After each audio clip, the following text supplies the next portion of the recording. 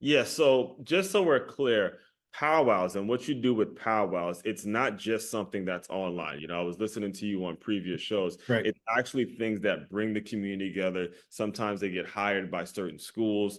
Yeah. Sometimes, they do things that just teach us the culture. Now, my family's from Trinidad and Tobago, and we have big carnival fests every year in different states. So I was watching, I know the feeling of just having your family in certain places. So how did it get to the point where I guess it was already existing, but I guess you used it. Can you kind of explain how you were able to use the internet to bring people together? Yeah. 'Cause that's what probably the biggest gripe a lot of people have with the internet is people are separate. Actually, I just did an interview before you on, and we were talking about how these things keep us separated when they should actually be bringing people together to meet face to face and have dialogue. So, Yeah.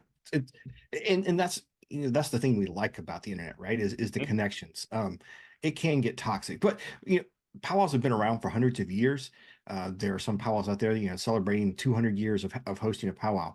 mhm. And so when people saw me building these web pages, they wanted to have that same community feeling that they did at Powwows. They wanted to have that online, and they wanted to, it started kind of mostly people in the Southeast because that's where the powwows I was going to, and so people I was talking to at powwows were like, "Oh, okay, cool. Let's stay connected."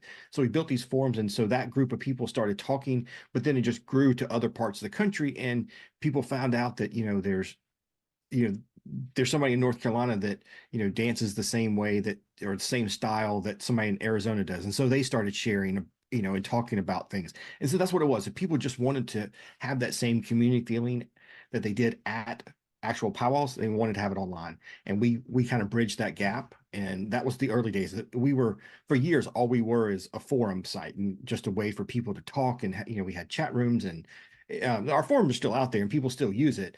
Um, most of that's been replaced by Facebook groups and stuff like that. But that was the early days.